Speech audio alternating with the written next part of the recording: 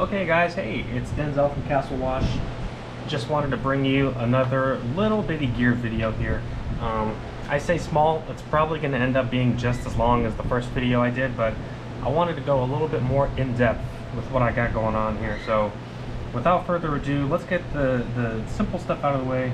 If you're looking in here, if you don't know what these are, you've probably never been without it. This is what kind of O-ring goes in your hose end. So if you've ever hooked up to a house and it's just leaking like a sieve, it's probably this. Sometimes the threads or whatever are messed up, but this is more than likely what's going on with it. Now, for you pressure washers out there, if you're running a hose to your trailer and it's feeding your bulk tank, do yourself a favor, just get this little screen filter. It goes on the inside of the manifold on your hose reel, and it could save you a lot of money. Something like this, they're cheap.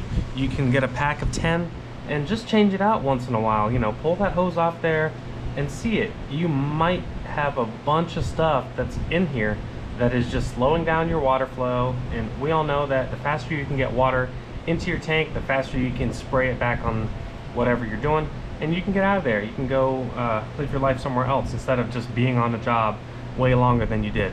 All right, extra pin for the trailer. It's extra hitch pins, good to have. The one I have on there is finally wired on there because I got tired of losing them, putting them down, driving off, and you'll never find it, you know. Anyway, a couple little O-rings in there, but I don't use any of those O-rings. I'm gonna tell you why in a minute. So again, moving forward, nothing really interesting here. Got some ways to build a wand, you know. Got some couplers that can go into a ball valve, and then you can use another coupler. You can have I've got a reducer in here, both from 1/2 inch to 1/4 and 1/2 inch to 3/8. The reason being is that this is 1/2 inch, so no matter what side you're putting it on, you're going to reduce it either to go to your 3/8 fittings or your 1/4 inch fittings. All right, so you got to have extras. Again, there's more clamps down in there. You can never have enough. Get the good ones. Get the stainless steel. They'll last you a long time. Another injector. Now, if you're learning, you're going to have to learn the hard way to where you need to rinse these out. There is a little ball in here that's held by a spring. So when you're flowing through this, a high pressure, it's so restrictive in here, it's not going to allow the weight of that water to really play an effect on this. It's the Venturi effect. You'd have to look into it. You probably get a better explanation than I can. But basically, when you have this hose going to your chemical line, it's going to pull a vacuum on this, which will suck chemical from, you know, a couple feet away, and it'll then inject that into your water spray. Now, I'm not sure if you can see down in there. Let me stand up and see. There is a hole all the way through, but it's a pretty small hole. So again, if you're not actively pulling chemical, I would recommend not having this on there all the time. There are people who have a bypass, stuff like that. Those are great.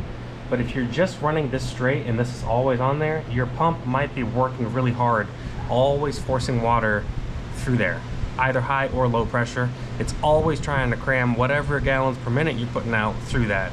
So if you're not pulling chem or actively using it, take it off. Rinse it off first, and then take it off. Now, going here, let's go up here for a second. So, you guys saw the little plumbing job I did to divert water from going to my tank to my little pressure washer. Well, that's made of these, right? So this is a 3/4 inch inner diameter barb to a 3/4 inch MIP. So male, I forget what MIP stands for. It has to do with the threading. It's not quite MPT, and it's not hose threading. I think it's something different. But this right here screws into my pressure washer, the little one. Then I had 3/4 inch hose running to the other T. Right, so you gotta have extras of that. It's always a good idea.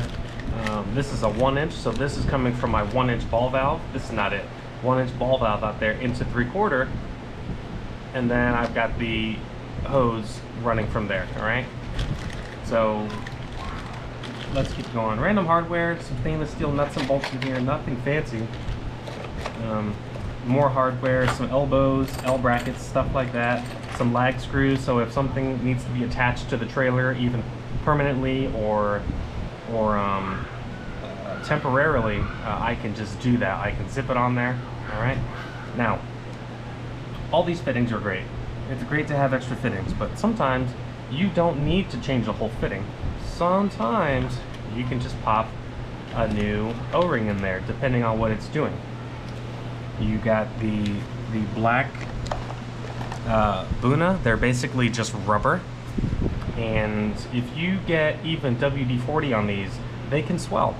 SH is going to eat them alive. Degreaser is going to completely dissolve it, and you can end up with a fitting that doesn't have an O-ring in it. These are all old and swollen. They've been sitting out for a long time.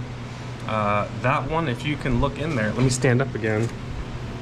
Probably doesn't pick up on the camera. No, not at all. But that O-ring looks like junk, and it looks like it's scratched and scraped. This is a big old 3/8 female fitting. So this would be going to something with high pressure, and it probably wouldn't be on and off of here very often. So that O-ring sat under pressure for quite a long time, and it looks like it. It's still a good fitting. It moves freely. It's not rusted, but if I need to reuse this, I'll be replacing that O-ring, no doubt. Sorry if the camera's shaking. So, what kind of O-rings are these? These are certainly an upgrade. When you're talking about O-rings, your whole rig, all the pressure, the way your pump works, it works on having a good seal so that your unloader can properly unload and redirect water. And when you squeeze that trigger, you want maximum volume and pressure going to whatever you're doing. This is called Viton or Viton or Viton, however you guys want to pronounce it. It's high heat, it's chemical resistant, extremely chemical resistant. You could sit this thing in straight bleach for quite a bit longer than one of these. You can even feel the difference. This is so soft, and while they're both pliable, you can just see the difference in duty, right? This is like your Ram 3500 versus, you know, your little Suzuki Trekker or whatever they call them, right? So that's really what you're looking for. Number one problem most guys have when trying to connect hoses or get hoses apart is either swollen O-rings, or the fitting itself has caused an indentation on either the plug or in the coupler, and I'll show you about that in a minute. So these are good to have. You can get a pack of 20, 25. Just go ahead and do it. Go ahead and do it. Stuff them in there. You can see these were both a pack of 25, and I used way more of the 3/8 than the 1/4 inch, and there's a reason for that. All right. So moving on. Again, we've got some little extras in here. This appears to be a brand new fitting, and it's a 3/8. It still has that black O-ring in it. This is a 3/8, and that should go in there pretty nice and smooth, right? If I was having any sort of trouble taking this apart, right, usually you should do it. You should be able to do it with one hand. Now this is getting stuck a little bit, which means that these balls in here are probably getting hung up. Maybe they need some lube. Maybe they're a little bit old. I'm not quite sure why I got rid of it, but you should be able to at any time just pull that one-handed and pull it out. If it's giving you trouble, go ahead and change it. Now, what I was talking about, if you can see that black ring, this black ring right here is where those balls sit. So when you pull this sleeve down, they move out of the way, allows the fitting to go through, and when it snaps in, they grab that ridge. Now that's what holds it. So 3,000 pounds plus of pressure going back and forth through here, it's gonna make things swell. It's gonna make these things grab really hard. And even though these are both stainless steel, they're not impervious. Stainless steel is great. It's a great upgrade over brass and stuff like that. But even so, when you're talking about pressure over and over again, working on metal will give out eventually. So I'm gonna try to show you. I can see it clear as day. There are literally divots. There's divots on the inside of this ring. So wherever these hardened stainless steel balls are grabbing, they're digging in. For fittings that aren't taken on and off almost never, they will gradually get deeper and deeper and deeper, so that it'll either leak because it'll start to sit cockeyed in there.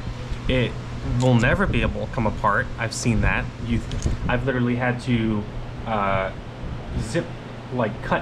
the fitting that was attached to this off, and then cut the fitting that was attached to this off, and that's a pain in the butt. You don't ever want to have to do that. So if you are graced with the opportunity to change these when they start getting tough, don't ever think, oh, I'll just leave it on there till it breaks. You might not have the opportunity. Okay, so I'll go ahead and put those back together. Again, a reducer bushing, so let's say, you know, this is 1/2 inch to 1/2 inch. So if I, for some reason, need to just reduce this right here down to 1/4 inch, unfortunately, all I could find was brass at the time. I didn't know as much as I do now. These thread right in, then you can get your 1/4 inch fitting. I don't have one here to show you. I have a couple in here, but we'll get to that.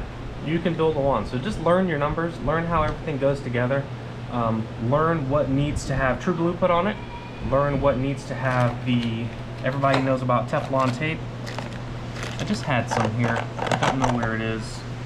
You probably can see it, because I can't see it from my angle. There it is. Teflon tape. This is the really cheap stuff. There is some really good gray or blue plumber's stuff out there that's really thick. I'm not so sure if it's necessary, because other than these fittings, when you get down to these NPT, National Pipe Thread, they are tapered. So it's narrower at the top than it is at the bottom. So as you continue to tighten this, it will gradually tighten. The reason we do Teflon tape is because you have a lot of pressure, and it's water. Water will always find a way to seep through and find every nook and cranny. So if you can make this as solid a connection as possible and tighten it as much as you can, you won't have any leaks, unless you got a bad fitting or something, in which case just spin it back off and change it. So extras, extras, extras, extras. Again, more fittings. That's a 1/2 inch to 1/4. That's a 1/2 inch to 3/8. So right there, you got two sides of a wand. Again, make sure you have what you need. Now these are all 3/8 female couplers, and they're male 3/8 couplers. The male is the side that has the threads on it, all right? Other than that, these are 1/4, but you'll get the point. If I was trying to put one of these in here, this is a plug, but this would be a female plug, right? Got the hole on one side, and this is the part that attaches to the quick connect. So this is a quick connect, that's a plug, all right? Let's put that back in there. Same thing here, now you got the difference. Female quick connect, male quick connect. Both 3/8, obviously one stainless steel, but it's good to have a variety. Not necessarily a variety of materials, but a variety of connections, because you'll always have what you need. There's only 4. It's male or female, quick connect or plug. That's all, right? Same thing here, whole bunch. These are all 1/4 inch females, right? These are 1/4 inch quick connects, males, right? Now, here's a little tip for you. This is a swivel, and under pressure it won't leak, but it will allow you to turn. Now the problem is, sometimes when you get high pressure and stuff like that, your hose can really, when that pressure builds up in that line is going to want to untangle and straighten itself out. Now that's a good thing, because it'll lay flat, it's easier to drag and all that, but if your wrist is the only thing stopping that hose from twisting straight, it's going to put a lot of strain on you. Thankfully, that's where these swivels come in. Now this is a cheap one, it even says China on it. Very small opening, right? This is something I would put on the end of a gun, or in the middle of a hose or something, for a smaller pressure washer. But once you, and that's what it's for. This is on the end of my 2.5 gallon, so I will never have a problem there. But once you get up to 8 gallons or above, realistically, you need to go with a high flow swivel. All right. Now, it looks a lot longer. That's because it's so much thicker. Now, look at the difference between those two, right? Look at the difference. That's almost twice the size, almost twice the volume, right? So me pushing 10 gallons a minute, that extra size is really gonna help. And these are fantastic swivels. These are made by Mosmatic. They're fantastic. I haven't had one go bad yet. Of course, I've only used one so far, but I got an extra. They're a little bit pricey. They're about $70 each, but I can guarantee you if this thing failed and it started spitting water out of here, the pressure loss would warrant immediate replacement, because this is pretty crucial to what I'm doing. This is on my ball valve, so I would hate to have my ball valve closed and have this thing leaking water to where my unloader keeps popping on and off and on and off and on and off, because it will do that. All right, let's put that back away. Again, I can't preach it enough. Extras, extras, extras. So let's see here. Let's get all the way up into this top area. Let me clean up a little bit. Put my O-rings back. Don't want to lose those. Again, these are little barb-ended filters, and I believe these have a check valve on it. The check valve is whatever. I don't feel like I've ever needed more. Yeah, so it's got a check valve in there. That's what that is. Basically, it just means once this has drawn fluid up through your injector that's maybe 10 feet away, when you let off, the gravity of the fluid in this line will not pull it away from the injector. So you won't lose prime on your chemical. That's basically all it does. I don't know if it's worth it. I don't believe I paid that much more for these. Plus, this is brass. You know, what a crazy thing for a chemical injector to have brass on it. Who knows? Who knows what they were thinking? Yeah, chemical filter, maybe it's some kind of coated brass, who knows? Any brass I've had has just disintegrated over time. Obviously, you guys know it turns green and stuff like that, but whatever, I have them up in here, up in there, nothing really. So again, just more extras. These are quick connect male plugs. This would go over a hose or over, mainly what they're used for is these fittings right here. So this is my soft wash wand, right? Comes off nice and easy, you saw that. This is a J-rod. So basically the company took 4 of these, welded them together and said, hey, now you can have 4 tips. That's great. I use the 40 degree, I use the 15, and I use this shooter tip. I rarely use a 25 because realistically, the difference between a 40 and a 15 is how close you're standing to something. More often than not, if I'm trying to be gentle and hit a large area, I'll use the 40. If I'm spraying a roof, first thing I do is hit it with the 15 degree tip. All right, and they're all tipped for 7 gallons a minute. This right here is pretty good. It's a sniper tip. It holds a nice tight stream. You'll notice there is rust on here. So even though I rinse this really well after every job, it's still gonna get rust. That's just the chemicals we're dealing with. These are all stainless steel. However, some stainless steels are not as stainless as the other ones, apparently. This right here was a high dollar tip and not a bit of rust on it. Nothing I can see inside. And of course, these fittings look really well too. All right. So just a little note. I'll go into that gun a little bit more. Now, let's talk about this, because I know a lot of guys might not like this. But what I've got here is a 3/8 to 3/8 coupler. Now, what is that for? Well, I'm running 3/8 hose. So I can have 100 feet plus 100 feet, have them quick connected together, plus another 100 feet. That's 300 feet. But I'll tell you, something I've run into over and over again is when I'm rolling up my hose, you've got a big chunky fitting on one side, big chunky fitting going into another fitting, and you've now created a part about this long that doesn't bend on your hose reel. Now, it's not a big deal. However, when you're rolling it up, it has a way of catching things. When you're pulling it across concrete, it has a way of catching things. So using something like this to join 2 hoses together, a lot of guys will frown on that because they'll say, oh, well, if your hose pops, it's going to take you forever to get that off. And it's like, well, if my hose pops, I'll just take that hose off and put on my fresh 100 feet. So to have it purposely joined like this, you're going to save. So now your unbendable piece is about this long, whereas before it was about that long. It really doesn't matter. And I've noticed I've done it on one spot and I'm rolling the hose up. I don't even notice when I pass it because I'm always waiting for it to grab my glove or create a big bump in my reel and ruin the roll. But this is usually the way I prefer to go.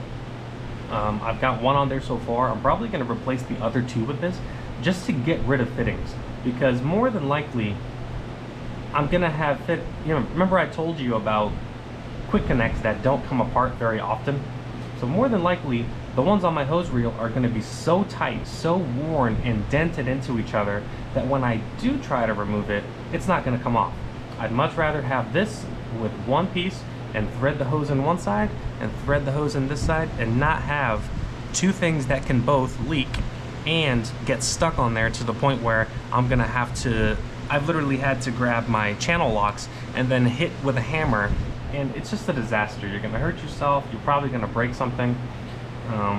You're already having a bad day because you're probably on the job, you're just trying to get back to work, and now you're having to fiddle around with busted stuff like that. All right, so and some extra pressure washing tips for the 36-inch. I have yet to use those, so I'm not gonna talk about them. Let's see here, holy blows. All right, so again, I just talked about being able to couple the hoses together. I wouldn't have all these fittings if I didn't need them occasionally. And the reason I have so many 3/8 female quick connects is because I've had to replace that many. These are basically hose ends.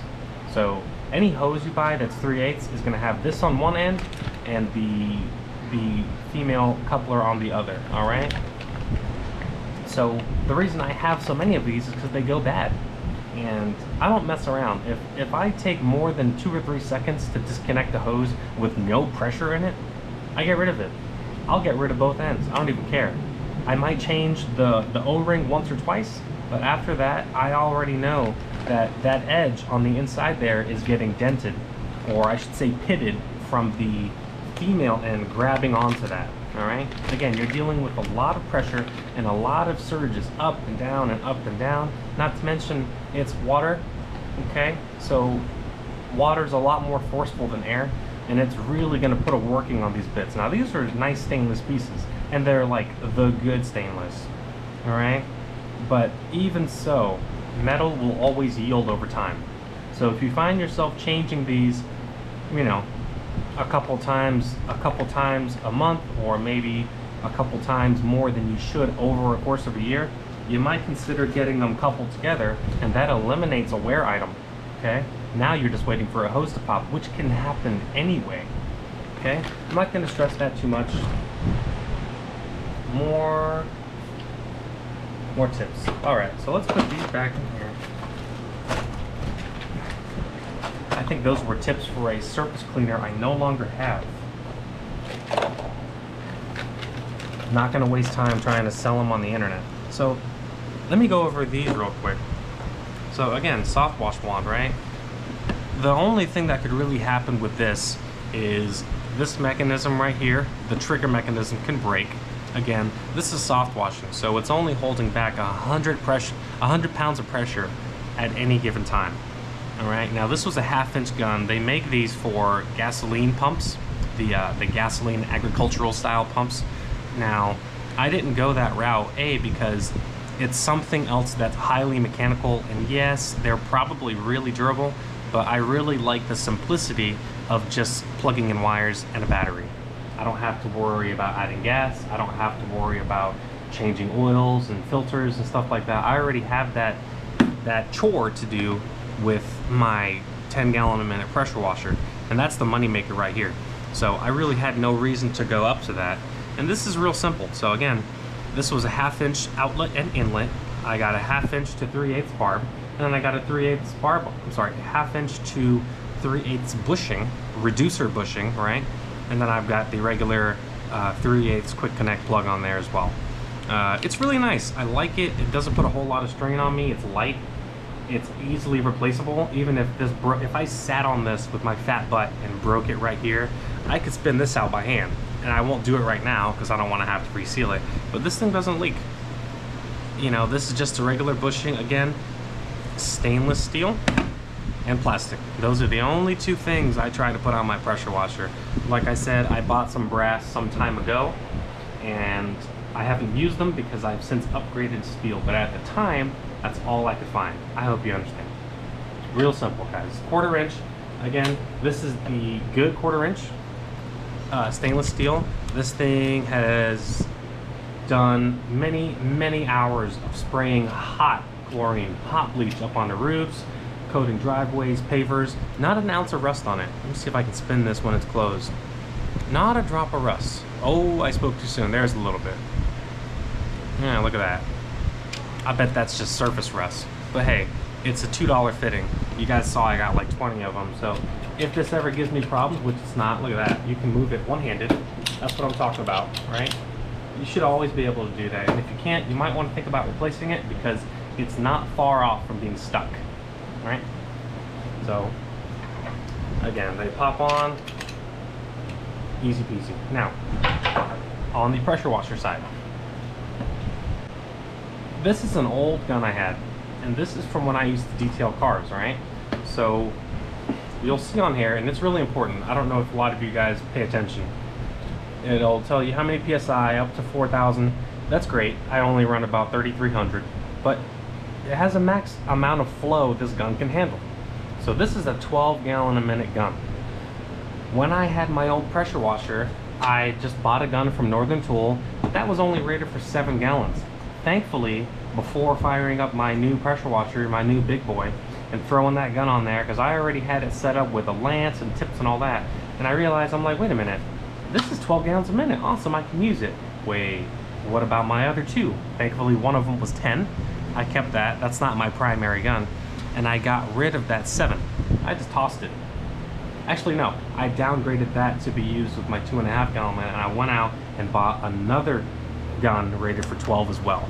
So I'm covered on that. But guys, make sure that as you're changing equipment from here to there, you're making sure that down the line it's all compatible. All right, so nothing real fancy here. Again, I got a swivel on this end.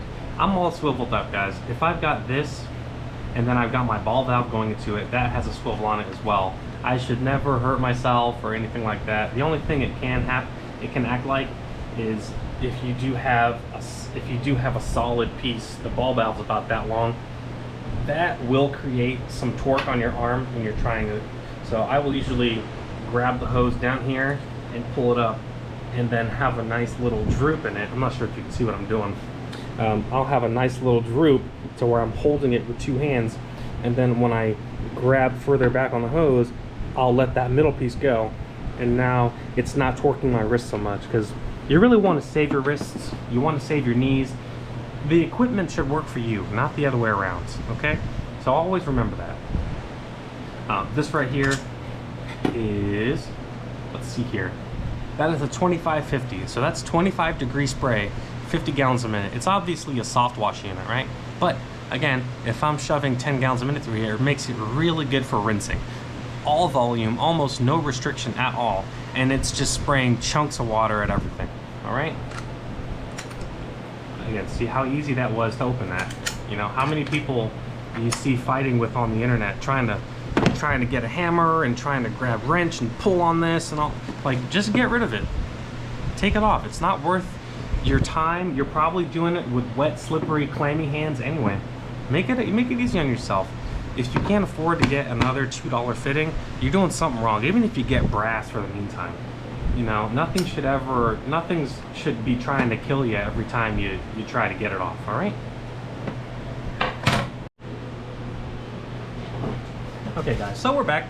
Just wanted to show you a quick couple tools I have. Of course, gloves are awesome. When you're reeling up your hose, it really helps to not worry about your hands getting cut or sliced, especially on a stainless steel or brass fitting. There's going to be rocks and grass and stuff all over your hose, so when you're rolling it up, just to protect your hands some degree, okay?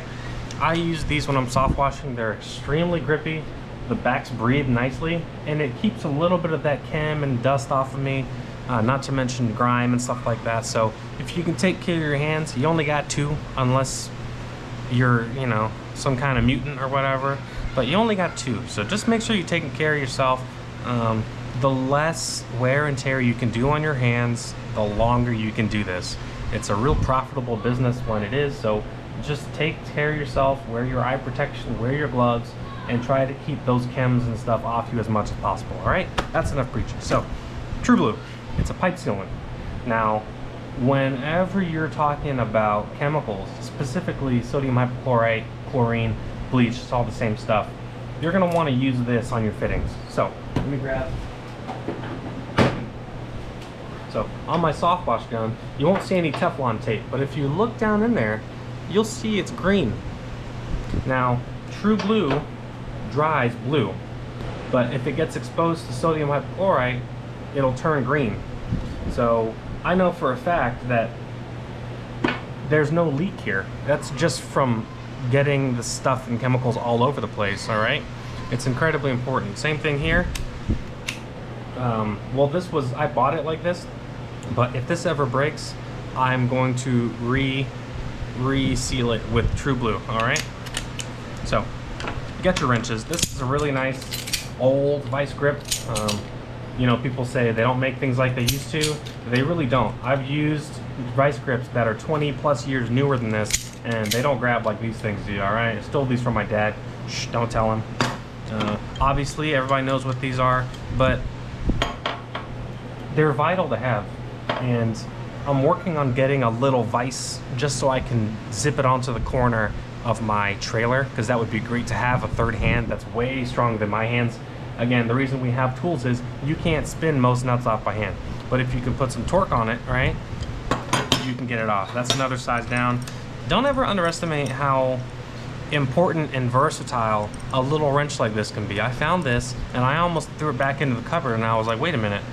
The number of times I've found these and this to be way too unwieldy to use, this has come in handy so many times. And it can hold, you know, almost up to an inch, right? Very nicely. It's a nice little package. Don't ever underestimate. You don't need the biggest, baddest tools out there. You just need redundancy. Again, these are great. You know, they're whatever. I put some grease on them. They're great. I could stand on this thing if I needed to really hold something. Or these right here are much thinner, so they can slide under things. They can slide between things, and I can still get a really good hold on something. They're just a whatever brand, all right? So let me show you something. Here's my ball valve, all right? 3/8 fitting on this side, big old swivel in the middle, and then on the end I got a 3/8 plug. Now, I'm gonna try to show you. I wish you could feel the grit in my fingernail from the back of this right here. That's where the balls inside that quick connect grab. So every time the pressure goes on, it grabs and it pulls because it wants to fly off, but those balls are holding it. And you can literally see the indentations in here from that action. Now, this is the original ball valve I bought.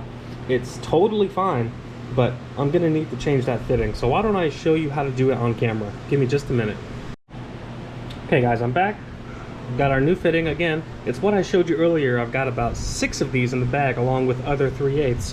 They go bad. So to me, having so many, when I notice something like that, why not just go ahead and change it, especially if I have a little bit of downtime? Because the more preventative maintenance I can do when I'm not crunch time or on a job site, frustrated, wet, probably getting hungry, I can just do this now and the next job should be a breeze. And I just noticed that's the wrong one. I need to grab a mail, so give me just 1 second. How embarrassing would that be if I didn't actually have one? Anyway, here we go. Go ahead. Oh, look at that. Put that on there. And that wasn't a burp, that was a strain. That was pretty easy. Okay, cool. So again, using Teflon tape, make sure the threads don't get locked up too much. Okay. Alright, inside there looks pretty clean. Alright, so let's roll up some tape. Probably could have got this set beforehand, but either way, I know where all my stuff is. That's what's important. Because whether or not you guys are watching, still need to know where it is. So, you guys know you're screwing this in righty-tighty, so I always found it easier to have the piece in your dominant hand and then tighten it against the tape.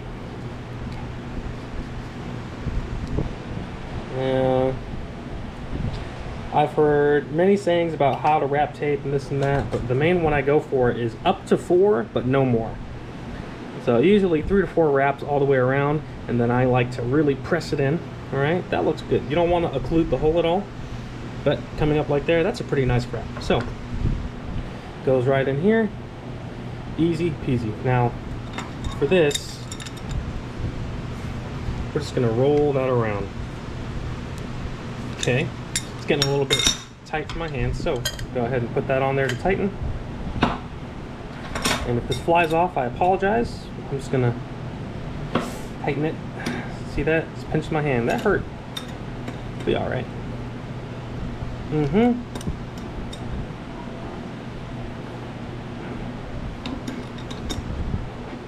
How tight is too tight? Well, it's a compression fitting, or it's a pipe thread fitting, so it's tapered. So it will get to a point where you can't go much further. I will usually stop right before that. You saw how easy it was to come off. I've never had any problems with it leaking, so no reason to go that tight. And look at that. And you're done. Can you see the difference? Yeah, look at that. Look at the bevel on that new fresh piece versus that. Okay? So hopefully you can see that right there. I'll take a picture and put it in the video. You can see the difference between the two. Either way, guys, that was Denzel from Castle Wash. I appreciate you. I really hope you watched the whole thing. I hope you enjoyed it. Please leave a like and a comment. If there's anything that's unclear, let me know. If there's something I missed or something you don't quite understand, I would be happy to go fully in depth and explain anything I got going on here, whether it be pressure washing stuff, tools, even parts of that kit that I had. All right? Anything at all, let me know. Again, appreciate you guys. I hope you have a great Sunday. Thanks.